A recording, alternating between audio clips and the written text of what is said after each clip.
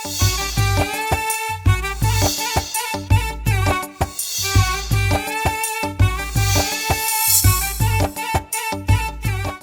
ధర్మ ప్రేక్షకులకు నమస్కారం. లోక కళ్యాణం ధర్మ పట్టాభిషేకం ప్రత్యేక కార్యక్రమానికి స్వాగతం. ముందుగా ప్రేక్షకులందరికీ శ్రీరామనవమి శుభాకాంక్షలు.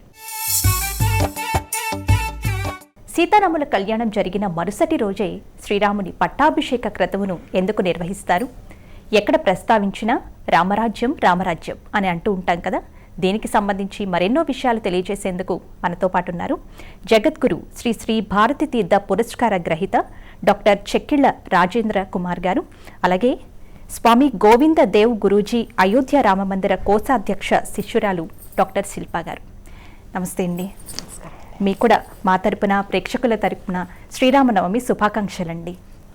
మీకును హిందూ ధర్మ టీవీ ఛానల్ ప్రేక్షకులందరికీ కూడా శ్రీరామనవమి శుభాకాంక్షలు. మీకు కూడా అండి, సంపూర్ణ అందరి ప్రేక్షకులకు కూడా శ్రీరామనవమి శుభాకాంక్షలు. రాజేంద్ర కుమార్ గారు, ముందుగా మీరు తెలియచేయండి, సీతారాముల కళ్యాణానికి ఎంతటి విశిష్టత ఉందో శ్రీరాముని పట్టాభిషేకానికి కూడా అంతే ప్రాధాన్యత ఉంది. మరి ఈ శ్రీరామ పట్టాభిషేకానికి ముందుగా అయోధ్యకు కొద్ది దూరంలో ఉన్నటువంటి నంది గ్రామంలో శ్రీరాముడు నిర్వర్తించిన వైదిక కర్మలేంటో తెలియజేస్తారా? శ్రీరామచంద్రమూర్తి వైదిక కర్మల్లో నంది గ్రామంలోనే ఎందుకు నిర్వహించారంటే దానికి ముందు జరిగిన సంగతులు మనం తెలుసుకోవాలండి. ఎప్పుడైతే రామచంద్రమూర్తి 14 సంవత్సరాలకు ముందర తాను అరణ్యవాసానికి వెళ్ళాడు. అరణ్యవాసానికి వెళ్ళినప్పుడు భరతుడు అక్కడ లేడు.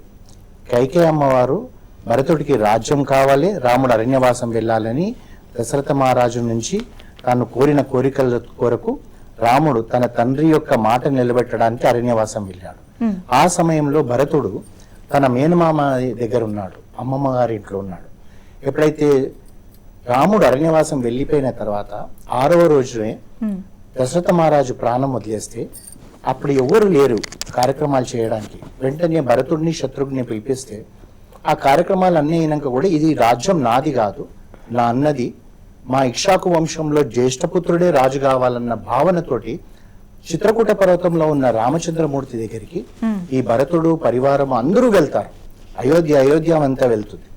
వెళ్ళి రాముని ఎంతగానో బ్రతిమలాడతాడు, నువ్వు తిరిగి వెనక్కి వచ్చేసి, నాన్నగారు నిజమే నిన్ను అరణ్యవాసం పొమ్మన్నాడు, నన్ను రాజును నమ్మన్నాడు, నాకు ఇప్పుడు ఈ రాజ్యం వద్దు, నువ్వు తిరిగి రా అంటే కూడా రాముడు లేదు, ఒకసారి నాన్నగారి మాట నిలబెట్టాలి, నాన్నగారికి నేను మాట ఇచ్చాను, నేను అరణ్యవాసం చేసుకొని వస్తానంటాడు. అప్పుడు భరతుడు ఏం చేస్తాడంటే, అన్న నువ్వు లేని రాజ్యం రాజ్యం కాదు, కనీసం నీ ఈ యొక్క పాదుకలు నువ్వు తొడిగిస్తే ఇవి నేను అక్కడ పట్టాభిషేకం చేసి నేను రాజ్యాన్ని నడిపిస్తానంటాడు. అని అయోధ్యకు వచ్చేటప్పటికి అయోధ్యలో ఉండలేకపోతాడు, ఎందుకంటే రాముడు లేడు అక్కడ, దశరథ మహారాజు లేడు. రాముడు వచ్చే వరకు కూడా అయోధ్య పొలిమేరలో ఉన్న నంది గ్రామంలో అక్కడ వెళ్ళి ఈ పాదుకలను అక్కడ పెట్టి దానికి పట్టాభిషేకం చేసి తాను అక్కడే ఉండిపోతాడు. ఎప్పుడైతే తను చిత్రకూట పర్వతంలో రాముడిని చూసేటప్పటికి ఒక అరణ్యవాసి ఎలా ఉంటాడో, ఈ కురులన్నీ కూడా జడలు కట్టుకొని ఎలా ఉంటాడో తాను అదే విధంగా ఉండి అక్కడే ఉండి ఊర్లోకి రాకుండా, అంటే తన అన్న ఆ 14 సంవత్సరాలు ఎలా ఉన్నాడు, ఒక అరణ్యవాసిగా ఎలా ఉన్నాడు, అదే విధంగా తాను అక్కడే ఉండిపోతాడు అనమాట. అయితే ఎప్పుడైతే తను అక్కడుండే రాజ్యపాలన చేస్తుంటే రాముడు యుద్ధమంతా అయిపోయిన తర్వాత వెనక్కి తిరిగి వచ్చేటప్పుడు భరద్వాజ ఆశ్రమం దగ్గరకు వచ్చిన తర్వాత హనుమాకు చెప్తాడనమాట, హనుమ ఇక్కడ నుంచి నువ్వు గుహుడి దగ్గరికి వెళ్ళి చెప్పు, నేను క్షేమమని, నేను వచ్చేస్తున్నానని, అదే విధంగా నువ్వు అయోధ్యకు వెళ్ళి భరతుడికి చెప్పు అంటాడు. అయితే అక్కడ ఇంకొక చాలా హ్యూమన్ సైకాలజీ ఎలా ఉంటది అన్నది కూడా ఒక మాట ఉంది, అది ఇప్పుడు మనకు అప్రస్తుతం అనుకుంటాను. ఎప్పుడైతే హనుమ వెళ్ళి భరతుడికి చెప్తాడో రాముడు అరణ్యవాసం నుంచి వచ్చేస్తున్నాడు అని చెప్పి ఇక్కడ చిత్రకూట పర్వతం తర్వాత జరిగిన సంఘటనలన్నీ కూడా భరతుడికి చెప్పేటప్పటికి ఇంకా భరతుడు సంతోషం పట్టలేకపోతాడు. అంతే శత్రుఘ్నుడికి చెప్తాడు, అయోధ్యలో ఉన్న పురవాసులందరికీ చెప్తాడు, రాముడు వచ్చేస్తున్నాడు అని చెప్పేసి తల్లులకు చెప్తాడు. వాళ్ళ అయోధ్య అంతా కూడా నంది గ్రామానికి వచ్చేసింది. నంది గ్రామం దగ్గర రాముడు కొరకు ఎదురు చూస్తుంటే తెల్లవారిన తర్వాత ఆ పుష్పక విమానంలో ఆ రాముడు వస్తాడనమాట. రాముడు వచ్చేటప్పటికి భరతుడు వెంటనే పోయి ఆ పుష్పక విమానంలో నుంచి ఆ రాముడు దిగిన వెంటనే తన పాదాల మీద పడిపోయి అంతే ఏడుస్తూ ఉంటాడు, సంతోషపడుతుంటాడు. 14 సంవత్సరాల తర్వాత నాన్న వచ్చాడని. కానీ రాముడు ఆ భరతుడిని చూసేటప్పటికి తట్టుకోలేడు, ఎందుకంటే బక్క చిక్కిపోతాడు. అసలు అరణ్యంలో ఉన్న రాముడు కూడా భరతుడి కన్నా బాగున్నాడేమో. అసలు భోజనం లేకుండా పళ్ళతో ఉండి ఉపవాసంతో ఉండి రాముడు రాముడు రాముడు అని ఇక్కడ తపస్సు చేస్తున్న మాదిరిగా ఉన్న ఆ భరతుడిని దగ్గర తీసుకొని తన ఒళ్ళో కూర్చోబెట్టుకొని తనని క్షేమ సమాచారాలు అడిగేటప్పటికి అప్పుడు భరతుడు చెప్తాడు, అన్న నువ్వు లేని ఈ రాజ్యాన్ని నీ పాదుకలే ఇక్కడ రాజ్యాన్ని వేలాయని చెప్పేసి ఆ పాదుకలను తీసుకొని రాముడి పాదాలకు తొడిగి అప్పుడు చెప్తాడు, నువ్వు ఏ రోజైతే వెళ్ళిపోయినప్పుడు ఈ రాజ్యం ఎలా ఉండేదో దాన్ని 4 ఇంతలుగా అభివృద్ధి చెందించాలని అంటాడు. అంటే ఏ రాజైనా సరేనండి, ఏ రాజ్యమైనా సరే, ఇప్పుడున్న ప్రస్తుత కాలంలో రాష్ట్రాలు కానివ్వండి, దేశాలు కానీ ఆర్థికంగా బాగుండాలి. ఆర్థికంగా బాగుంటేనే ప్రజలు బాగుంటారు అని చెప్తూ ఏమంటాడంటే 4 వర్ణాల వాళ్ళు కూడా ఈ రోజు ఈ 14 సంవత్సరాలలో వాళ్ళ మనసులో రాముడు లేడన్న కించెత్తు బాధ లేకుండా రామపాదుకలు ఉన్నాయి, మా రాజ్యం బాగుందన్న సంతోషంతో ఉన్నారు. ఎవరికి ఏ కష్టం రాలేదు. ఆ విధంగా ఉన్నాను. రాజ్యాన్ని ఎంతగానో అంత అభివృద్ధి చెందింది. కోశంలో చూస్తే మీరు ఆర్థిక అభివృద్ధి ఎంతో చెందింది అని చెప్పి రాముడి పాదుకలు తొడిగి ఆ సమయంలో రాముడిని చూసేటప్పటికి అతనికి ఎంత సంతోషం అంటే అంత సంతోషం. ఆ తర్వాత మనందరికి తెలిసిందే రాముడిని అక్కడే వారు ఏం చేస్తారంటే వైదిక కర్మలు ఏంటంటే అందరికీ కూడా జుట్టు పెరిగిపోయి ఉంది. అసలు ఎలా ఉన్నారంటే అరణ్యవాసం చేశాడు రాముడు అంటే వనవాసి కనుక అలా ఉన్నాడు. భరతుడికి ఏం అవసరం అంటే భరతుడు నా అన్న లేనిది నాకెందుకు, నా అన్నకు లేని సుఖం నాకెందుకు అని తను అలాగే ఉండిపోయాడు. అప్పుడు మాంగళిక కార్యక్రమాలు అంటే క్షౌరం చేసే వాళ్ళని పిలిపించి రాముడు అక్కడ కూడా ఏంటిదో అంటే రాముడు ఎప్పుడు కూడా తనకు ముందు సుఖం కావాలనుకోడు. తను ముందు భరతుడికి, ఆ తర్వాత లక్ష్మణుడికి, ఆ తర్వాత సుగ్రీవుడి విభూషణుడికి, ఆ తర్వాత శత్రుఘ్నుడికి చేసిన తర్వాత తన జటలంతా పాడిపోయి ఎంటికలు పెద్ద జడలు అయిపోయినాయి. తనన్నీ ఇప్పేసుకున్న తర్వాత తనకు కూడా మాంగళిక కార్యక్రమాలు జరిగిన తర్వాత అప్పుడు అక్కడ స్నానాలు అవన్నీ చేసిన తర్వాత రాముణ్ణి అయోధ్యకు తీసుకురావడానికి రథంలో కూర్చోబెట్టుకొని ముందుకు తీసుకొచ్చారనమాట. చాలా చక్కగా వివరించారండి శిల్ప గారు. ఏ పరివారాలు తన వెంట రాగా అయోధ్యకు రామచంద్రుల వారు ఆ దివ్యరథంలో బయలుదేరారు? లంకలో అయితే యుద్ధం గెలవంగానే అందరూ చాలా సంతోషంగా ఉన్నారండి. ఇంకా రాముడికి సీతమ్మ దొరికింది కదా, అది దానికోసం తాపత్రయపడుతున్న ఎన్నో నెలలు అందరు కూడా తాపత్రయపడుతున్నారు, చాలా సంతోషంగా ఉన్నారు. మరి ఇప్పుడు అంత సంతోషకరమైన సమయంలో రాముడు ఒక్కడే వెళ్ళిపోతారు అంటే అందరికీ బాధ. సో అందరికి ఎలా ఉంది అంటే నేను కూడా రాముడితో వెళ్తాను అనేసి.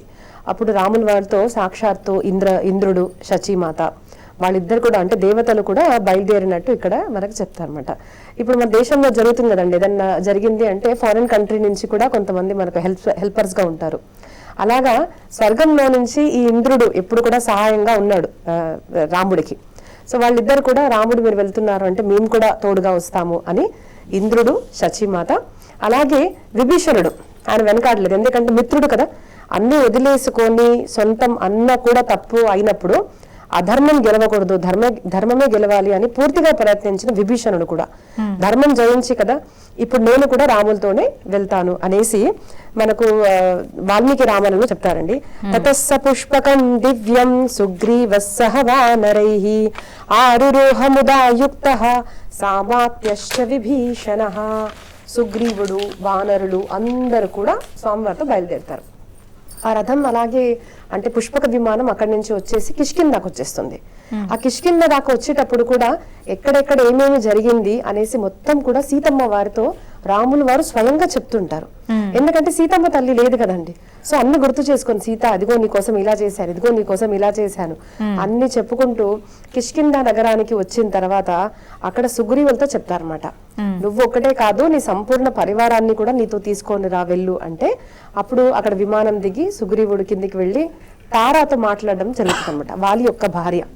అప్పుడు నువ్వు ప్రముఖ వానరులు అందరు భార్యలు కూడా చక్కగా రెడీ అవ్వండి అంటే మన భాషలో చెప్పాలంటే బ్యాగ్స్ అన్ని ప్రిపేర్ చేసుకోండి అన్నట్టు చెప్పంగానే సుగ్రీవుడు, తార వాళ్ళ చాలా మంది వానర పత్ని అందరూ కూడా చక్కగా తయారై స్వామి వారితో బయలుదేరినట్టు మనకు కిష్కింధాకాండలో చెప్తారు. తారయా చాభ్యనుజ్ఞాత సర్వా వానరయూషితః నోపత్య విధి పూర్వం తు కృత్వా చాపి ప్రదక్షిణం. తర్వాత హనుమంతుడు అయితే ఉన్నారు. ఇలాగా అందరూ కూడా వానరులు ఏకంగా చాలా సంతోషంగా లంక నుంచి రాములు సీతమ్మ వారితో బయలుదేరుతారండి. చాలా చక్కగా వివరించారండి రాజేంద్ర కుమార్ గారు. మరి సోదరులందరూ శ్రీరామచంద్రమూర్తికి ఎంతో ప్రేమతో సపర్యలు చేసే విధానం చూసే సుగ్రీవుడికి వాలికి మనసు ఎందుకు చలించింది? నంది గ్రామంలో రామచంద్రమూర్తికి భరతుడు, శత్రుఘ్నుడు 14 సంవత్సరాల దూరం ఉన్నారు. వారికి ఎంత పండుగగా ఉందంటే అంత పండుగగా ఉంది. రాముణ్ణి చూస్తూ ఉన్నారు, సంతోషపడుతున్నారు. వదిన సీతమ్మని చూస్తున్నారు, లక్ష్మణుడిని చూస్తున్నారు, సంతోషపడుతున్నారు. వీరు ముగ్గురు కూడా రాముడిని ఎంత గట్టిగా పట్టుకొని ఆలింగనం చేసుకున్నంతగా సంతోషంతో ఉంటుంటే అక్కడ అయోధ్యలో ఉన్న అందరు పురులందరూ వచ్చారు, తల్లులు వచ్చారు, అందరూ వచ్చారు. అందరూ కూడా సంతోషపడుతున్నారు. అక్కడ ఇద్దరు లోపల దుఃఖపడుతున్నారు. ఆ ఇద్దరు విభీషణుడు, సుగ్రీవుడు. ఎందుకు దుఃఖపడుతున్నారంటే విభీషణుడు తను అనుకుంటున్నాడు తన మనసులో, ఈ విశ్వాన్ని జయించిన మా అన్న రావణుడు, మా అన్న ఇంకొక బలవంతుడైన కుంభకర్ణుడు, మేము ముగ్గురం అన్నదమ్ములం, కానీ ఏ రోజు కూడా మేము ఇంత ప్రేమగా సంతోషంగా కలిసి ఉండలేకపోయినాం ఎందుకొరకు అని చెప్పి బాధపడుతున్నాడు. ఎంతసేపు కూడా వాళ్ళు అధర్మమైన పనులు చేస్తుంటే ఇది ధర్మం కాదని నేను చెప్పడం వల్ల వాళ్ళకి నేను శత్రువుగా వాళ్ళు నన్ను భావిస్తూ పోయారు. కలిసి ఉన్నాం మేము కానీ ఇంత సంతోషంగా లేము. ఇది ఎందుకని మా జీవితాలలో ఇలా ఉంది, ఇక్కడ వీళ్ళని చూస్తుంటే మాకు ఎంత సంతోషంగా ఉంది, అన్నదమ్ములంటే ఈ విధంగా ఉండాలని వాళ్ళు అనుకుంటున్నారు.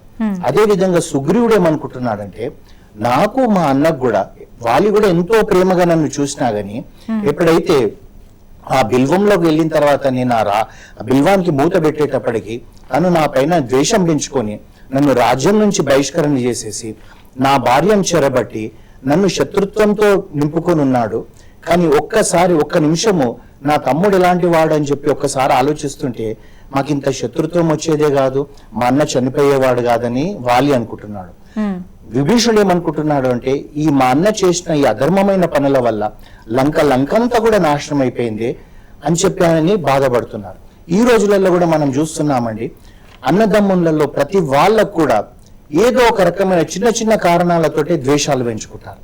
మనం చూడండి, మీరు ఇక్కడ మనకి ఎంత చూసుకున్నా గానీ ఇప్పుడు పల్లెలలో చూసుకుంటే అందరికీ 2-3 ఎకరాల పొలమే ఉంటది, లేదా మనం నగరాలలో చూసుకుంటే ఒక 300 గజాలు 400 గజాల ఇళ్ళు మాత్రమే ఉంటాయి.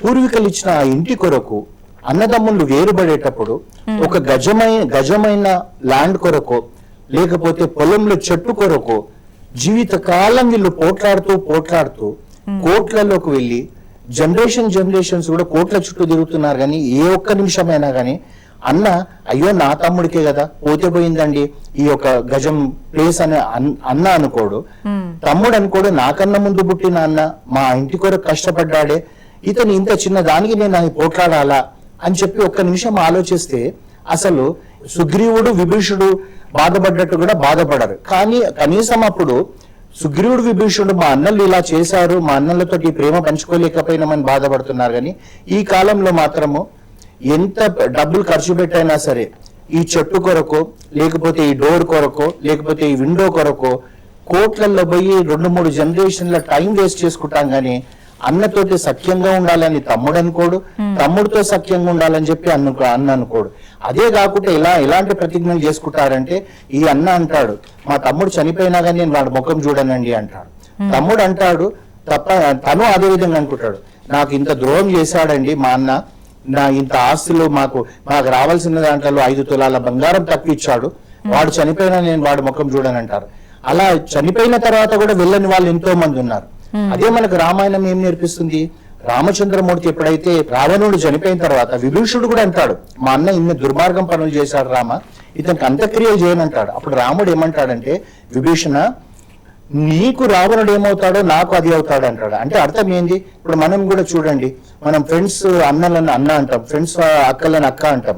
అదే విధంగా నీకు అన్న అయినప్పుడు నాకు అన్న అవుతాడు. అంటే ఇండైరెక్ట్ గా చెప్తున్నాడు ఏంటంటే ఒకవేళ నువ్వు చేయకపోతే అంత్యక్రియలు నేను చేస్తానంటాడు. అది మనం రాముడి నుంచి నేర్చుకోవాలి.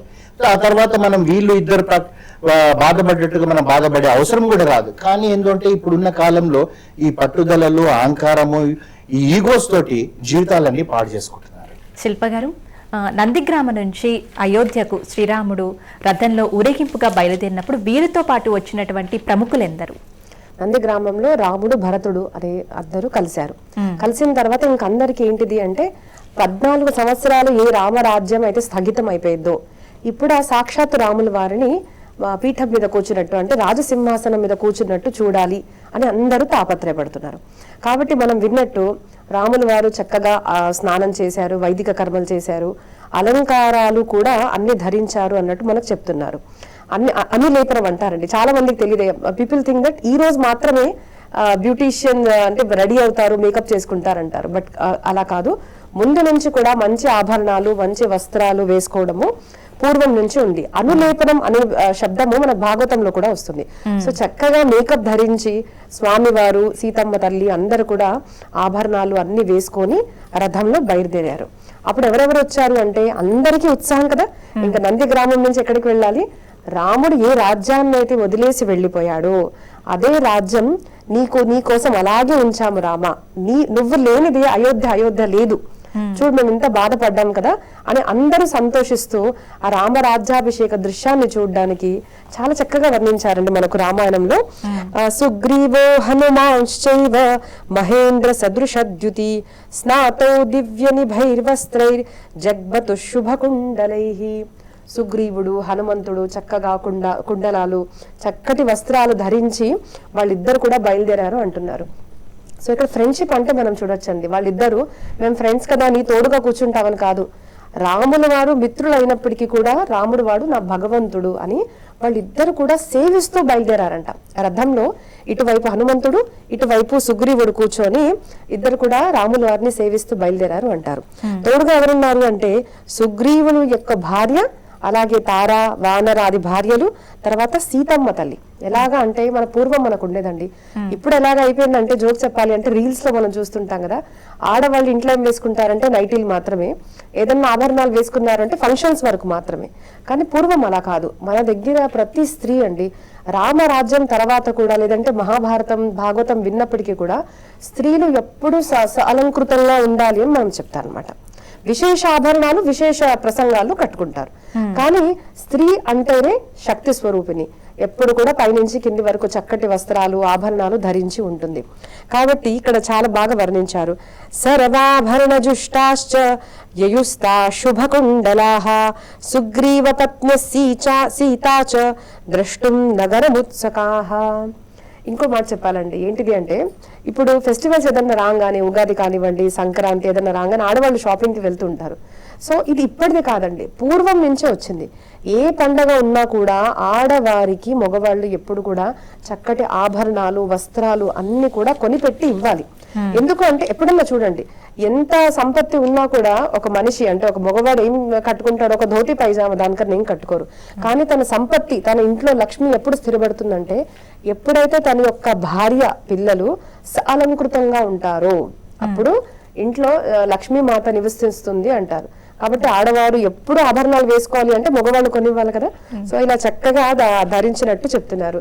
తర్వాత భరతుడు, శత్రుఘ్నుడు, విభీషణుడు, లక్ష్మణుడు వీళ్ళందరూ కూడా ఎలా వస్తున్నారు అంటే భరతుడు గుర్రం నడుపుతున్నాడు, శత్రుఘ్నుడు ఛత్రం పెట్టుకున్నాడు అనమాట, అంటే గొడుగు పెట్టుకున్నాడు రాముడికి.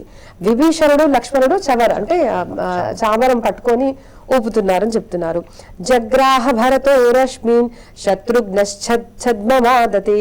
అలాగే ఇంతే కాదండి, అంటే భూమి మీదే కాదు ఆకాశంలో కూడా. అంటే ఒక మాట చాలా మందికి తెలియదండి, ధర్మాన్ని రక్షించే వాళ్లను ఎప్పుడు కూడా ప్రకృతి అంటే అష్టదిక్పాలకులు, సూర్యుడు, చంద్రుడు, వాయు, తర్వాత దేవతలు ఎప్పుడు రక్షిస్తారండి. కాబట్టి ఏ ధర్మం కోసం, ఏ ధర్మాన్ని రక్షించడం కోసం రాముడైతే వెళ్ళిపోయాడో, అంటే తన తండ్రి మాట నిలబెట్టుకోవడం వెళ్ళిపోయాడో, ఆయన రిటర్న్ రాగానే అంటే వాపస్ రాగానే మామూలు మనుషులు మాత్రమే కాదు దేవతలు కూడా ఆయన యొక్క స్తుతి చేస్తున్నారు. కాబట్టి ఎప్పుడన్నా మనము ప్రాపర్టీ గొడవలు, ఇప్పుడు మనం విన్నాం కదా, ప్రాపర్టీ గొడవలు పడినప్పుడు ధర్మం ఏంటిది అని చూడాలి. కొంచెం కష్టంగా ఉంటుంది, కానీ ధర్మం ఎవరైతే పాటిస్తారో వాళ్ళకు ప్రకృతిలో ఉన్న దేవతలు ఎప్పుడు కూడా రక్షిస్తారు, వాళ్ళు కూడా ఆహ్లాదం చెందుతారు. కాబట్టి రాముడు రాంగనే ఏమైంది అంటే మరుద్గనులు, దేవతలు, ఋషి శంగైస్ దాకాశే దేవైష్ట సమరుద్గనై, అంటే ప్రకృతిలో కూడా ఆనందం కలిగిందనమాట. అందరు దేవతలు ఆకాశంలో నుంచి పుష్పవృష్టి చేస్తూ రాముల యొక్క యశగానం చేస్తున్నట్టు మనకు చెప్తారు.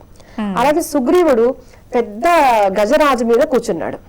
ఇదంతా నేను ఎందుకు డీటెయిల్ గా చెప్తున్నానంటే చాలా మంది, అంటే నేను చదివిన స్కూల్లో, మనం చదివిన స్కూల్స్ లో ఏం చదువుకున్నామంటే మనుషులు అంటే ఈ భారతదేశంలో మనుషులు చాలా మూర్ఖులుగా ఉండేవాళ్ళు. వాళ్ళకి ఎలా డ్రెస్అప్ చేయాలి అన్నది తెలియదు, వాళ్ళకి తిండి ఎలా తినాలో తెలియదు, వాళ్ళ దగ్గర వాహనాలు లేవు అని చెప్పేవాళ్ళు ఈ సర్గాలు ఖచ్చితంగా చదవాలండి. ఎంత చక్కగా ప్లానింగ్. ఇప్పుడు మీరు అడిగారు కదండి ఇందాక కూడా, రాములు వారు వస్తున్నారు అని సందేశం పంపించగానే హౌ అంటే ఇప్పుడు మనం చూస్తామండి వివిఐపీస్ వస్తున్నారు అంటే అన్ని బండ్లు కూడా అక్కడ నుంచి తీసేస్తారు, ఆ రోడ్ మొత్తం ఎంటీ చేస్తారు. సేమ్ అలాగే వ్యవస్థ భరతుడు చేయించాడు. ఏ మార్గం నుంచి వస్తున్నారో అదంతా క్లీన్ చేయండి, అక్కడ ఏ వాహనాలు లేకుండా చూడండి, అక్కడ అడ్డంకాలు లేకుండా చూడండి. ఇట్లాంటి చక్కటి అంటే మేనేజ్మెంట్, ఒక స్టేట్ మేనేజ్మెంట్ ఎలా వస్తుంది, ఒక మంత్రి వస్తున్నప్పుడు ఎలాంటి మేనేజ్మెంట్ చేయాలి, ఇట్ వాస్ దేర్ ఇన్ త్రేతాయుగంలో మనకు చెప్పారు. అంత చక్కటి విషయాలు చాలా మందికి తెలియదు. చూడండి ఎలా బయలుదేరారు, గజరాజు మీద, ఒక గజం మీద కూర్చొని సుగ్రీవుడు తత శత్రుంజయం నామ కుంజరం పర్వతోపమం.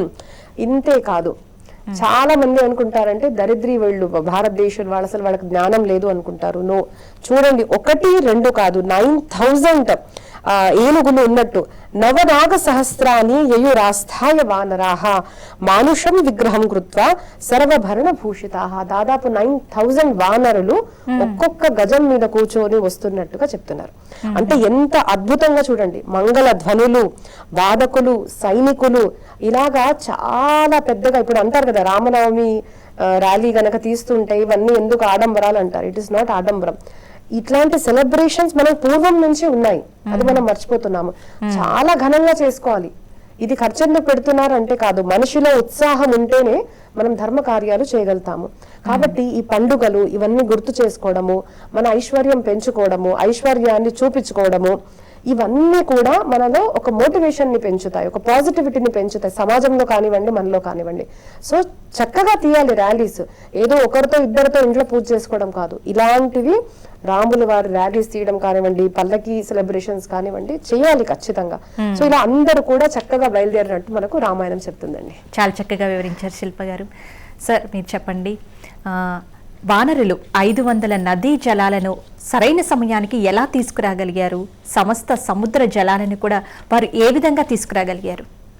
అమ్మ, దానికి ముందర ఇంతకుముందు అమ్మ చెప్పినట్టుగా సీతమ్మ వారిని ఎలా అలంకరణ చేశారని అని చెప్పారు కదా. అంటే అప్పుడే కాదండి, ఇప్పుడు కూడా ఎలా ఉండాలంటే, అంటే ఎక్కువగా ప్రతిరోజు కాకపోయినా కానీ మన ఇంట్లో శుక్రవారం పూజలు చేస్తుంటాం. ఆ పూజ చేసేటప్పుడు పట్టుచీర కట్టుకొనే ఉండాలి. అలా ఉండి పూజ చేస్తే దాంట్లో ఉన్న తేడా కనబడుతుంది. కాళ్ళకు పసుపు పెట్టుకోవాలి, మొహానికి పసుపు పెట్టుకోవాలి, మంచి బొట్టు పెట్టుకోవాలి. పెట్టుకొని మనం ఎప్పుడైతే పూజ చేస్తుంటామో లక్ష్మీ అమ్మవారే మన ఇంట్లో ఉంటుందంటారు, పెద్దవాళ్ళు చెప్తుంటారు. కానీ ఇవాళ రేపు మనం అవన్నీ చేస్తున్నామా అండి అంటే చేస్తున్నామా లేదనేది మనల్ని మనమే ఒక ప్రశ్న వేసుకోవాలి.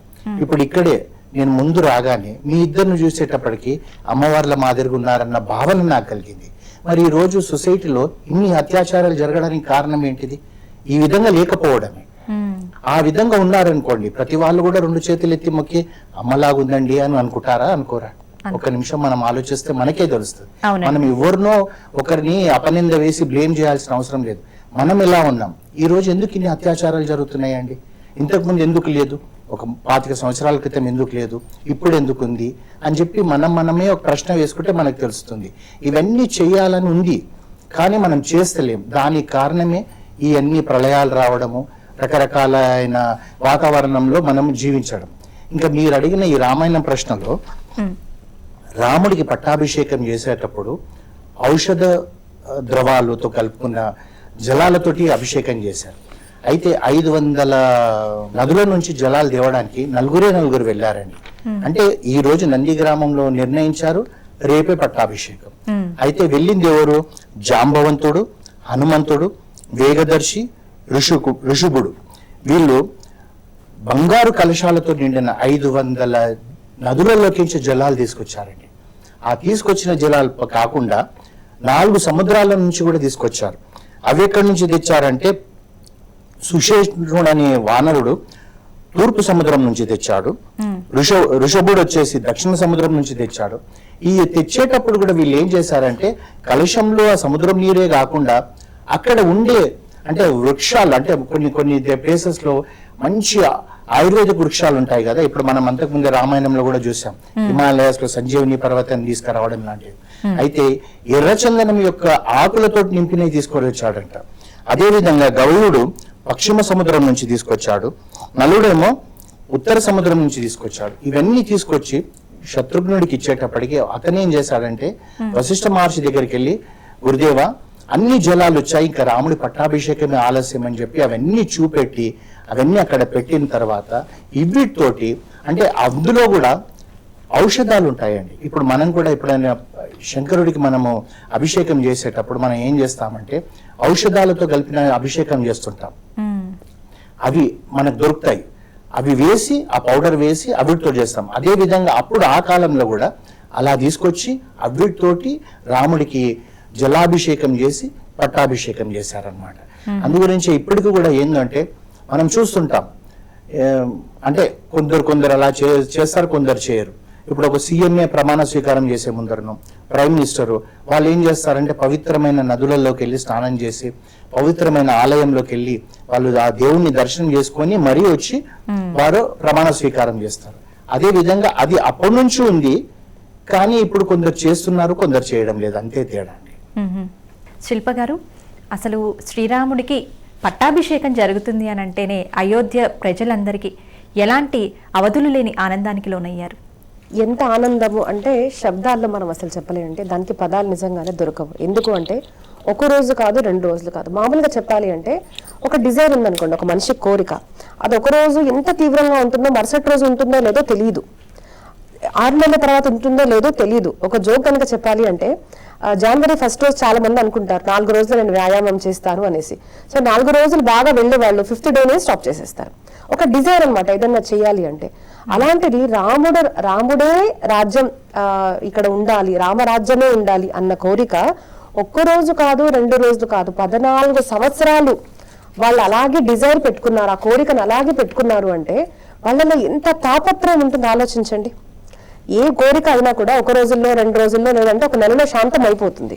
అలాంటిది 14 సంవత్సరాలు ప్రతి ఒక్కరికి, ఒకరు కూడా కాదు, ప్రతి ఒక్కరికి అదే డిజైర్ ఉంది, అదే కోరిక ఉంది అంటే ఎంత ఆనందం ఉంటుంది చూడండి. 14 సంవత్సరాలు అనమాట. కాబట్టి అందరూ కూడా చాలా చాలా చాలా సంతోషంగా ఉన్నారు. ఎంత సంతోషము అంటే సంతోషం, ఆనందం అన్న పదం మాత్రమే మనం వాడగలుగుతాము. కానీ వాళ్ళందరూ ఏం చేశారు, ఆనందానికి ఏదైనా ప్రతిరూపం ఉండాలి కదండి. నాకు బాగా సంతోషం కలిగిందంటే కొంతమంది డాన్స్ చేస్తారు కదా, హే జరిగింది ఇదిగో నాకు ఫస్ట్ ర్యాంక్ వచ్చేసి, అలా ఏదో చేస్తాం మనము. అలాగా మన భారతదేశంలో ఒక సాంప్రదాయం ఏంటిది అంటే ధ్వజం ఏదైతే ఉంటుందో అది మనము ఇంటి పైన పెడతాం అనమాట. సో అదే ఉగాది పండగ కూడా మనం చూస్తే మహారాష్ట్ర, కర్ణాటక ఇలాంటి కొన్ని ప్రాంతాల్లో పూర్వం అయితే ఆ సేతు హిమాచల్ ఉండేదండి ప్రాంతం పూజ. ఎందుకు అంటే యుగం ప్రారంభమైంది అంటే దానికి ఒక మంచి రోజు, మంచి చిహ్నంగా సత్యయుగం నుంచే ధ్వజ పతాకాలు పెట్టాలి మనకు ఉండేది. అది చాలా మంది మర్చిపోయారు. కొన్ని ప్రాంతాల్లో మాత్రం, ఇప్పుడు నేను మహారాష్ట్ర బేసికల్ గా, సో మాకు ఖచ్చితంగా ఉంటుంది ఆ ధ్వజా పతాక అనేది మేము పెట్టుకుంటాం. రోజు పెట్టుకోవాలి, కానీ ఉగాది అంటే ఖచ్చితంగా పెట్టుకోవాలి. అప్పుడు గుడిపాడ్వ. సో వీళ్ళందరూ కూడా తతోహ్యుభ్యశ్రయన్ పౌరాహ పతాకాశ్చ గృహే గృహే ఐక్ష్వాకా ద్విషితం రమ్య మాససాద పితృగృహం.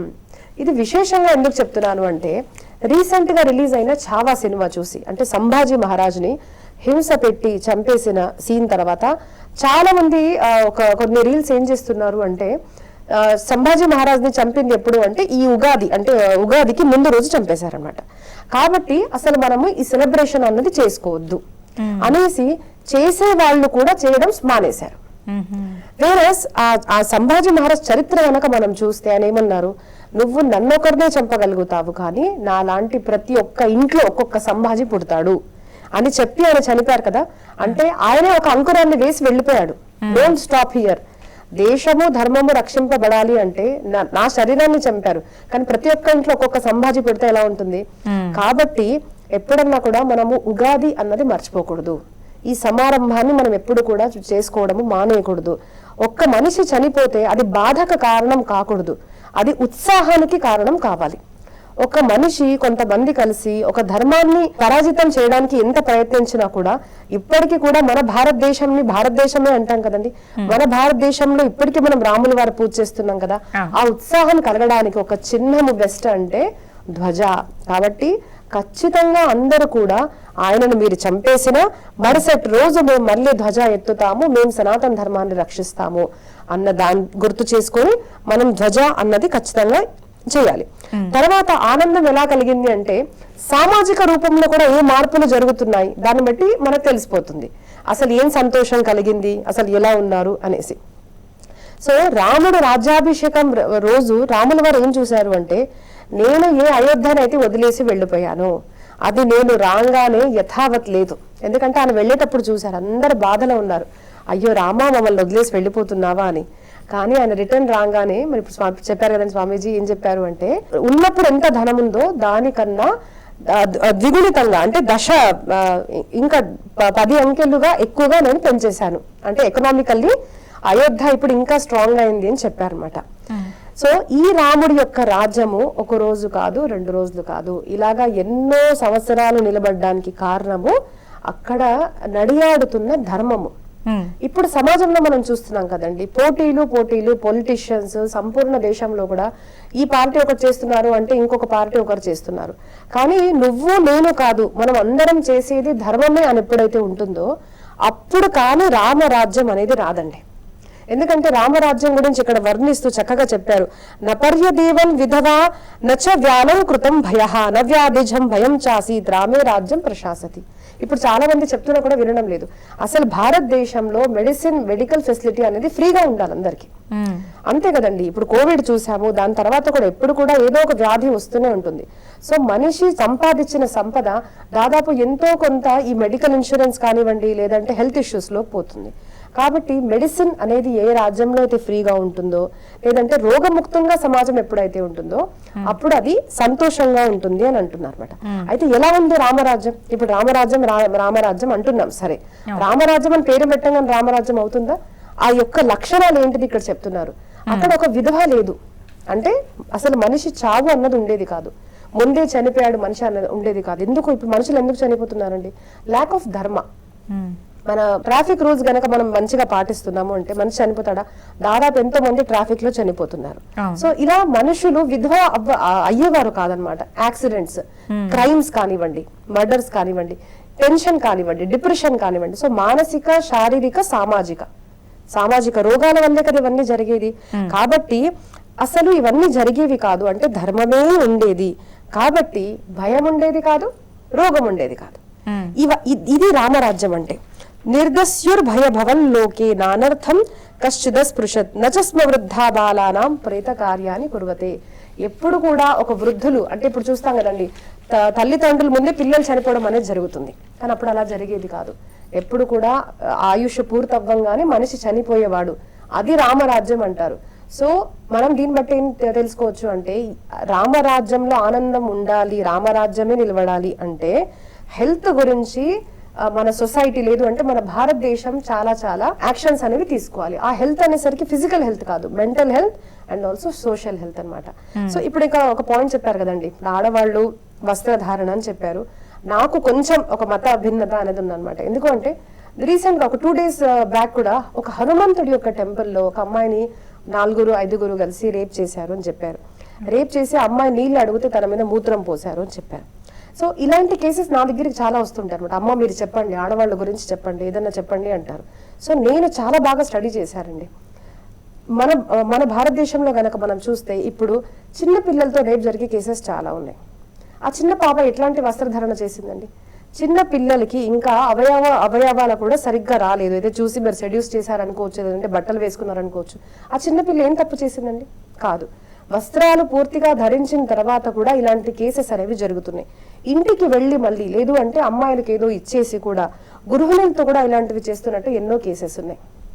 ఇక్కడ క్లియర్ గా ఉందన్నమాట, అసలు దొంగతనాలు అయ్యేవి కావు, ఇట్లాంటి నో క్రైమ్స్, అనర్థకారి కార్యాలు అయ్యేవి కావు, శోకం లేదు, దీర్ఘాయు ఉండేవాళ్ళు. ఇది ఎందుకు ఉండేదండి? ద సేమ్ థింగ్ అన్నమాట. రామరాజ్యం అంటున్నాము అంటే రాముడికి రావణాసురుడికి యుద్ధం ఎందుకు జరిగింది?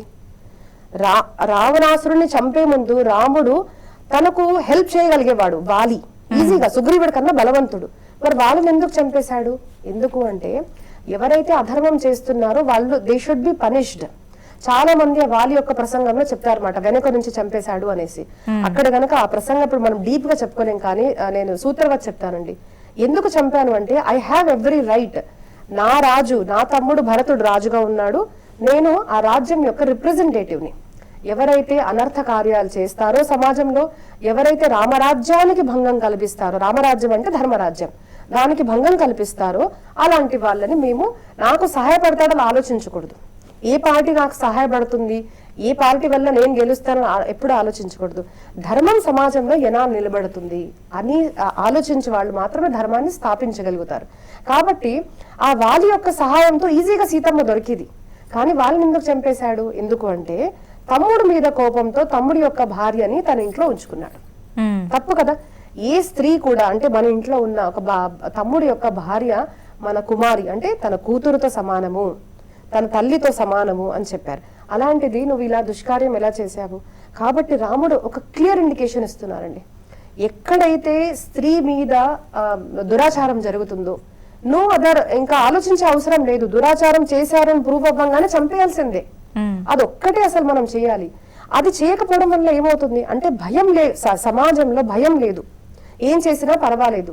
అప్పుడు ఏమైపోతుంది అంటే, దురాచారాలు పెరిగిపోతాయి. కాబట్టి ధర్మమే నిలబడాలి అని ఎప్పుడైతే మనం ప్రయత్నిస్తామో అప్పుడే రామరాజ్యం జరుగుతుందన్నమాట. సో రామరాజ్యంలో ఇవన్నీ ఉంటాయి, అందరికీ తెలుసు. రాముడు లేనప్పుడే ఉన్నాయి అంటే, రాముడు ఉన్నప్పుడు ఇంకా మేము ఎంత నిర్భయంగా ఉండగలుగుతాము, శోకరహితంగా ఉండగలుగుతాము, రోగరహితంగా ఉండగలుగుతాము. 14 years అంటే 14 సంవత్సరాలు లేనప్పటికీ కూడా ఇవన్నీ జరిగాయి. ఆయన కూడా అక్కడ ధర్మ స్థాపన చేసి వచ్చాడే, ఇప్పుడు మాకు ధర్మరాజ్యం కలుగుతుంది అని అందరూ కూడా చాలా సంతోషించారు అని చెప్తున్నారండి. చాలా చక్కగా వివరించారండి రాజేంద్ర కుమార్ గారు. మరి ఈ శ్రీరామ పట్టాభిషేకానికి కౌసల్య, సుమిత్ర, కైకలు ఎంత ప్రేమతో సీతమ్మ తల్లిని అలంకరించారు. వారు ముగ్గురే కాదండి, ప్రతి స్త్రీ కూడా, వారి ముగ్గురికి 4 కుమారులు ఉన్నారు. వారికి ఆడపిల్ల లేదు. అప్పుడు కానీ ఇప్పుడు కానివ్వండి, ప్రతి స్త్రీ కూడా, తల్లి అయిన ప్రతి స్త్రీ కూడా కొడుకు పుడితే ఎంత సంతోషపడుతుందో, కూతురు పుట్టాలనే అంత కోరిక పుట్టింది. ఎందుకంటే కూతురు పుడితే ఏమవుతుందంటే, చక్కగా అలంకరించవచ్చు, మంచి పట్టులంగా కుట్టియచ్చు, పూలు పెట్టొచ్చు, మంచిగా బొట్టు పెట్టొచ్చు, కాటుక పెట్టొచ్చు. ఆ పెట్టిన తర్వాత ఆ తల్లి ఆ బిడ్డ యొక్క 2 చెంపలు పట్టుకొని ఎట్లా చూస్తుందంటే, ఆకాశంలో వచ్చి పౌర్ణమి చంద్రుడు తన చేతున్నంత సంతోషపడుతుంటుంది. అది వీరి 4 అవకాశం లేకుండే. ఎవరికి? ఈ ముగ్గురికి, కౌసల్య, సుమిత్ర, కైకేయికి. ఎందుకంటే వారికి ఉన్నది 4 కొడుకులే, వాళ్ళ ఇంట్లో ఆడపిల్లనే లేదు. ఎప్పుడైతే రామచంద్రమూర్తి వివాహమై వచ్చిన తర్వాత ఆ సీతమ్మ వారిని ఈ అరణ్యవాసం అయినప్పుడే కాదు అలంకరణ చేయడం, అయోధ్యలో ఎప్పుడైతే అరణ్యానికి పోయి వెళ్లే ముందర కూడా వాళ్ళు ఎంతో సంతోషంగా పోటీపడి మరి సీతమ్మ వారిని అలంకరించేవాళ్ళు. అంటే మనకు అక్కడ ఒక అనుమానం వస్తుంది, ఏమండి కైకేయి వల్లనే రాముడు అరణ్యవాసం పోయాడు కదా, మరి కైకేయి కూడా అలంకరించేదా సీతమ్మను అంటే, కైకేయి ఇంకా అందరికన్నా ఎక్కువ అలంకరించేది. ఎందుకంటే ఈ 3 తల్లులలో కైకేయికే ఎక్కువ ప్రేమ ఉండేది రాముడి మీద. ఆవిడ చిన్నప్పుడు రాముడు ఆడుతూ పాడుతూ తిరుగుతుంటే దగ్గరికి తీసుకొని గట్టిగా పట్టుకొని ఏడ్చేదంట, రామా నువ్వు నా కడుపులో ఎందుకు పుట్టలేదయ్యా అని చెప్పేసి. అంత ప్రేమ చూపెట్టేది. ఆ మందర వచ్చిన తర్వాతనే పరిస్థితులు తారుమారైపోయాయి. అయితే ఇక్కడ కూడా సీతమ్మ వారిని వాళ్ళు ఎందుకు అంతగా ప్రేమగా అలంకరిస్తున్నారంటే, ఎవరు అలంకరించినా అంటే, ఇప్పుడు మనం కూడా చెప్పుకుంటే స్నో పెడతారు, పౌడర్ పెడతారు, బొట్టు పెడతారు, కాటిక పెడతారు అంతే. కానీ వాళ్ళు ప్రేమతో ఎందుకు అలంకరిస్తున్నారంటే, ఈ సీతమ్మ 14 సంవత్సరాలు మా కొడుకైన రాముణ్ణి ఏ ఇబ్బంది లేకుండా మా కొడుకు కొరకే తాపత్రయపడుతూ కొడుకు కొరకే ఇంత కష్టపడి వచ్చింది, ఈవిడకి ఎంత అలంకారం చేయాలనుకుంటారు. ఎంత అలంకరణ చేయాలంటే ఏం చేయగలుగుతారు? 1కి 4 సార్లు అయితే పౌడర్ పెట్టలేరు, ఎంత పెట్టాలో అంతే పెట్టగలుగుతారు. ఆ అలంకరణ చేసేటప్పుడు వాళ్ళ ప్రేమనంతా రంగరించి, అంటే చందనం తీసినట్టుగా తీసి ఆ ప్రేమను ఆ సీతమ్మ తల్లిని అలంకరించేటప్పటికి ఎలా మెరిసిపోతుందంటే, అయోధ్యలో ఉన్న వాళ్ళందరూ కూడా సీతమ్మ వారిని చూస్తూ ఆ లక్ష్మీదేవి ఇలాగే ఉండేదేమో అనుకుంటున్నారట. వాళ్ళకి తెలియదు ఆవిడే లక్ష్మీదేవి అని చెప్పేసి, కానీ ఆ లక్ష్మీదేవి ఇలాగుండేదేమో అని చెప్పేసి అంత సంతోషపడుతున్నారట సీతమ్మ వారిని చూస్తుంటే. ప్రతి ఒక్కరికి, వయసులో పెద్దవాళ్ళకే కానివ్వండి, వయసులో చిన్న వాళ్ళకే కానీ సీతమ్మ అంటున్నారు. అంటే మనమైనా సరే మన అమ్మను ఒకసారి అమ్మ అంటాం, కానీ సీతమ్మను 2 సార్లు రమ్మంటాం, సీతమ్మ తల్లి అంటాం. ఆ విధమైన ప్రేమతోటి ఆ సీతమ్మను అంత అలంకరించారండి. ఈ సందర్భంలో విప్రులకు ఎన్ని కోట్ల గోమాతలను దానంగా ఇచ్చారు, ఎంతటి భారీ విరాళాలు ఇచ్చారండి? రామచంద్రమూర్తి అండి, అంటే ఇవన్నీ కూడా రామాయణం కానివ్వండి, భారతం కానివ్వండి, భాగవతం కానివ్వండి, భగవద్గీత కానివ్వండి, ఇవి ఏదో పురాణాలు, ఆ పుస్తకాలు కొనుక్కొని ఒకసారి వినడము, చదవడము, తర్వాత మనం ఇంట్లో అలమార్లు పెట్టుకోవడం కాదు. రెండోది ఏంటంటే ఇంతో అంతో భారతదేశంలో తెలుగు వాళ్ళకు ఒక అదృష్టం ఏంటంటే మన చిన్నప్పటి నుంచి రామాయణం, భారత, భాగవతాలు, బోలెడని సినిమాలు రావడం వల్ల కూడా మనకి ఇంతో అంతో తెలివి ఉన్నది. అయితే అక్కడ సంబరం ఏమవుతుంది? రాముడికి పట్టాభిషేకం అవుతుంది. రాముడికి పట్టాభిషేకం అయ్యేటప్పుడే కాదు, ఎప్పుడైతే రామచంద్రమూర్తికి కళ్యాణం అయ్యేటప్పుడు కూడా దశరథ మహారాజు 1,00,000 గోవులను దానం చేశారు. అంటే మన ఇంట్లో ఏ శుభకార్యం జరిగినా కానీ మనమే సంతోషపడి మనమే దాన్ని ఆస్వాదించడమో, ఆనందించడమో కాకుండా, అనుభవించడమే కాకుండా మన సొసైటీలో ఉన్న వాళ్ళందరికీ మనం ఆ సంతోషాన్ని పంచాలి. అయితే రాముడికి పట్టాభిషేకం అవుతుంటే ఏం చేశారంటే ద్విజులు, అంటే బ్రాహ్మణులకు 1,00,000 గుర్రాలను ఇచ్చారంటండి. తర్వాత అప్పుడే ఈనిన అంటే నిన్న ఇవాళ ఈనిన ఆవులను, గోవులను ఇచ్చారట. ఎందుకంటే నిన్న మొన్న ఈనిన గోవులను ఇవ్వాలంటే అప్పుడే ఆ గోవుల నుంచి పాలు వస్తాయి కనుక బ్రాహ్మణులకు అవసరం కనుక ఇచ్చారనమాట. అంతేకాకుండా మళ్ళీ ఈ గోవులకు మళ్ళా దాని సంతతి పెరగాలంటే ఎద్దులు కావాలి. ఈ 1,00,000 గోవుల కొరకు 100 ఎద్దులను కూడా ఇచ్చారంట. ఆ తర్వాత రాముడు మరలా ఏం చేశారంటే బ్రాహ్మణులకు 30 కోట్ల బంగారు నాణాలు పంచారంట. ఆ తర్వాత ఏం చేశారు? వస్త్రాలు, అంటే ఇది అది అని కాదు, ప్రతిదీ పంచుతూ పోయారు వారి. అంటే దీన్ని దానమా అని కాదు. ఈ సంతోష సమయంలో అయోధ్యపురంలో ఉన్న కౌశల రాజ్యంలో ఉన్న వాళ్ళందరూ కూడా సంతోషపడాలి. మా రాముడు రాజు అయ్యాడు, మాకు ఈ రోజు ఈ కానికి ఇచ్చాడంటారు. అది ఈ రోజు కూడా మనం అలా చేయడం చాలా మంచిది. కానీ మనం అలా చేస్తున్నామంటే లేదు. మన ఇంట్లో మన అమ్మాయి పెళ్లి అయింది, అబ్బాయి పెళ్లి అయింది, ఒక పెద్ద కన్వెన్షన్ హాల్ తీసుకుంటాం, ఒక 5,000 మందిని ఆహ్వానిస్తాం, వాళ్ళందరినీ పిలుస్తాం. కానీ ఆ సమయంలో ఒక చిన్న ఆలోచన వచ్చింది అనుకోండి, ఈ రోజు నా కొడుకు పెళ్లి చేస్తున్నాను, నా కూతురు పెళ్లి చేస్తున్నాను, ఆ రోజు కాకపోయినా 2వ రోజో 3వ రోజో ఒక అనాథాశ్రమంలోకి వెళ్ళి మన కోడల్ని, కొడుకును వాళ్ళకి పరిచయం చేసి ఆ రోజు పంచభక్ష పరమాన్నాలు అన్నట్టు కాకుండా ఒక స్వీట్, ఒక పప్పు, ఒక మంచి భోజనం ఆ 100 మందికి అనాథాశ్రమంలో మీరు భోజనం పెట్టి చూడండి, వాళ్ళు ఎంత సంతోషపడతారు. ఆ 100 మంది యొక్క దీవెనలు ఈ పెళ్లికి వచ్చిన 5,000 మందిలో ఎవరు కూడా దీవెనలు ఇవ్వరండి. వాళ్ళు వస్తారు, అక్షంతలు ఇస్తారు, భోజనం చేస్తారు, వెళ్ళిపోతారు, అంతే. మీ అవసరం నాకుంది, మా అవసరం నీకుందన్న భావన. కానీ ఇవన్నీ కూడా మనకు నేర్పిస్తున్నారు. అంతెందుకండి, ఎప్పుడైతే భరద్వాజ ఆశ్రమం నుంచి చిత్రకూట పర్వతం పోతుంటే ఆ యమునా నది దాటుతుంటే సీతమ్మ వారు అంటది, అమ్మా యమునా తల్లి, మేము అరణ్యవాసం పూర్తి చేసుకొని తిరిగి వస్తే 1,00,000 గోవులను మేము దానం చేస్తామని మొక్కుకుంటారు. మనం చూడండి, అంటే మనం చేస్తున్నామేమో, చేయలేమని అంటలేను నేను, మనం చేస్తాము. కానీ మనం ఏం చేస్తాము? వివాహం కాగానే తిరుపతికి వెళ్తాం, కళ్యాణం చేస్తాం, మనకు తోచినంత ఉండిలో వేస్తాం, వస్తాం. కానీ ఇక్కడ నువ్వు 1000 మందికి 2,000 మందికి భోజనాలు పెట్టి మధ్యలుగా ఒక గుడి దగ్గరనో ఒక యాచకుడు అనేవాడు ఉన్నాడు, వాడి కడుపు నిండా మధ్యాహ్నం భోజనం పెట్టి మన పిల్లల్ని మీరు ఇంట్రడ్యూస్ చేయండి, తప్పు లేదు. ఆ సమయంలో చలికాలం, కార్తీక మాసంలో వివాహం అవుతుంటే ఒక 100 మందికి మీరు బ్లాంకెట్స్, బెడ్షీట్స్ ఇవ్వండి పెళ్లి సందర్భంగా. చూడండి మీరు వాళ్ళ ఆశీర్వచనాలు ఎన్ని ఉంటాయో. ఒక స్త్రీ ఉంటుంది అక్కడ గుడి దగ్గర యాచిస్తూ, ఆ ఆవిడకు ఒక చీర ఇవ్వండి, మీ తల్లి అన్న భావనతోటి ఇవ్వండి. మనం ఏం చేస్తున్నామా? అంటే ఒక పట్టాభిషేకం అప్పుడే కాదు, ఒక కళ్యాణం అప్పుడే కాదు, మనకు ఉద్యోగం వస్తుందండి. ఉద్యోగం రాగానే మనకు అనుకోండి ఒక 10,000 రూపాయల జీతమే అనుకోండి, మొదటి నెలలో ఒక 1,000 రూపాయలు ఇలాంటి కార్యక్రమాలకు మీరు స్పెండ్ చేయండి. చూడండి మీరు వచ్చే ఏడాది కల్లా మీకు ప్రమోషన్ వస్తుందా రాదా? ఎందుకంటే ధర్మం అనేది ఇంపార్టెంట్ కదా. ఇంతకు ముందు మేడం చెప్పినట్టు కూడా ఈ ధర్మం అనేది ఉంటేనే, ధర్మం అంటే ఏంటిదంటే దానం చేయడం అనే కాదు, ప్రేమతో మాట్లాడడం కూడా ధర్మమే. మీ మనసు మీరు నాతో మాట్లాడినప్పుడు నేను బాధపడ్డాను అనుకోండి, అది అధర్మం అనుకుంటాను. నేను అలా ప్రవర్తించకుండా ఉండడమే ధర్మం. ఈ విధంగా మనం అన్ని సందర్భాలలో రాముడు చెప్పాడు, రామ పట్టాభిషేకం అయింది అంటే అనొచ్చు, ఏమండి నేను రాజునా, నాకు పట్టాభిషేకం అయిందా అని. నువ్వు రాజు కాకపోవచ్చు, ఒక ఆఫీస్లో జాయిన్ అయ్యావు, ఒక 25,000 రూపాయల జీతం వస్తుంది, అందులో ఒక 10% ఇప్పుడే స్పెండ్ చేయండి. మీరు చూడండి మీరు ఎలా ఉంటుందో, మీ మనసు ఎలా ఉంటుందో. మీరు ఒక చీర ఇచ్చిన యాచకురాలకి ఆ గుడికి మళ్ళా వెళ్ళినప్పుడు గుర్తు పెట్టుకుంటది, అయ్యా బాగున్నావా అంటది. అదే మనం ఇంకా నలుగురు స్నేహితులకు ఆ రోజు మనం డెఫినెట్ గా మొదటి నెల జీతం రాగానే మనం ఏం చేస్తాం, బార్ అండ్ రెస్టారెంట్లకు వెళ్ళిపోతాము, ఫ్రెండ్స్ కు పార్టీస్ ఇస్తాం, మోస్తాం, ఎవరికి గుర్తుండదు. కానీ రాముడు అలా కాదు. అది మనకు రామాయణం నేర్పిస్తుంది. ఆ తర్వాత మనం చూసాం, భారతంలో చూసాము, కర్ణుడిని చూసాము, ధర్మరాజుని చూసాము. దానం చేయడమే అంటే సందర్భం వచ్చినప్పుడు అందరికీ మనం పంచుకోవాలి. మన సంతోషంతో పాటు మనకింత సంపద వచ్చింది, ఈ సంపదలో నుంచి కొద్దిగా అంటే మీరు మీ పిల్లల కొరకు, ఆ తర్వాత వచ్చే మన్మడు కొరకు, ఆ తర్వాత ముని మన్మళ్ళ కొరకు ఆలోచించకూడదని ఎవరు అన్నారు.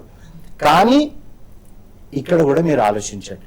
ఎందుకంటే మనం ప్రకృతితో మమేకమై ఉన్నాం. ఒక 100 చెట్లను నాటండి మీరు వర్షాకాలానికి ముందర, మీ దగ్గర ఉండే ఒక 1000 రూపాయలతోటి. చూడండి ఆ సందర్భం ఎలా ఉంటుందో చూడండి, ఆ సంతోషం ఎలా ఉంటుందో చూడండి అని రాముడు ఆ సమయంలో ఇవన్నీ ద్విజులకు ఇచ్చారు. అంతేకాకుండా మీరు ఇక్కడ ఈ సందర్భంలో ఇంకొక విషయం చెప్పుకోవాలండి. రాముడు ఎప్పుడైతే అరణ్యవాసం పోయేటప్పుడు సీతమ్మ వారికి, లక్ష్మణుడికి చెప్పాడు, మన సంపద అంతా కూడా అందరికీ పంచేసేస్తాడు, పంచి వెళ్ళిపోతాడు. అంటే రాముడు అప్పుడు అనుకోలేదు, సీత ఈ కాసుల పేరు జాగ్రత్తగా అల్మార్లో పెట్టు, 14 సంవత్సరాల తర్వాత మనం వస్తాము, నీ వడ్డాన్నము, ఈ కాసుల పేరు, కంకణాలు ఇవన్నీ కూడా జాగ్రత్త పెట్టు, మళ్ళీ వాడుకోవాలని అనుకోలేదు. ఎందుకంటే అరణ్యం పోతున్నాం, 14 సంవత్సరం తర్వాత వస్తామో రామో కూడా తెలియదు కదా. రాముడు ఆలోచన అలా ఉంటుంది. అక్కడ ఒక తోటమాలు ఉంటాడు, బక్కపల్చని తోటమాలు ఉంటాడు. ఆ తోటమాలికి ఏం చెప్తాడంటే, అతను కూడా అక్కడ ఎదురుగా నిలబడి చూస్తుంటాడు రాముడు ఏమని ఇస్తాడని. ఇది అరణ్యవాసానికి వెళ్ళక ముందరదండి. అయితే రాముడు ఏం చెప్తాడంటే, అతని చేతిలో ఒక కట్టు ఉంటుంది, నువ్వు ఈ కట్టే ఎంత దూరం పడేస్తావో అక్కడ వరకు నీ గోవులను ఇస్తా అంటాడు. అతనికి సంపద లేదు గనుక అతను గిరగిరా గిరగిరా గిరగిరా తిరిగి పడేస్తే సరియు నదికి అవతల పడ్డదంట. అన్ని గోవులను రాముడు ఇచ్చేశాడు. కానీ అప్పుడు ఆలోచించలేదు, లక్ష్మణ మనం 14 సంవత్సరాల తర్వాత వస్తాం నాయన, సీత 14 సంవత్సరాల తర్వాత వస్తాము, మనం లాకర్లో పెట్టి భద్రంగా తాళం వేసి అమ్మకి ఇచ్చిపోదామా, ఎంబడి తీసుకుపోదామా అని అనుకోలేదు. వస్తామో రామో తెలియదు, ఉన్నది ఈ రోజు అందరికి ఇచ్చి వెళ్ళిపోవాలనుకున్నాడు. అప్పుడే ఇచ్చిన రాముడు ఇప్పుడు పట్టాభిషేకం అవుతున్నప్పుడు ఎందుకు ఊరుకుంటాడండి? అందరికీ మనస్ఫూర్తిగా సంతోషంగా ఇస్తూ పోయాడు. సీతారాముల కళ్యాణం తరువాత మరుసటి రోజున జరిగినటువంటి శ్రీరాముని పట్టాభిషేకం ఆ రోజుల్లో ఏ విధంగా జరిగింది, మనం రామరాజ్యం అనే పదాన్ని తరచుగా వాడడానికి గల కారణం, ఆనాడు రామరాజ్యం అనేది ఏ విధంగా వెలుగొందింది, ఇలాంటి చాలా చక్కని విషయాలు అందించారండి. ధన్యవాదములు ఇరువురికి కూడా. ధన్యవాదాలు. ఇదండి ఇవాల్టి లోక కళ్యాణం ధర్మ పట్టాభిషేకం ప్రత్యేక కార్యక్రమం. తిరిగి మరో కార్యక్రమంలో మళ్ళీ కలుసుకుందాం. నమస్కారం.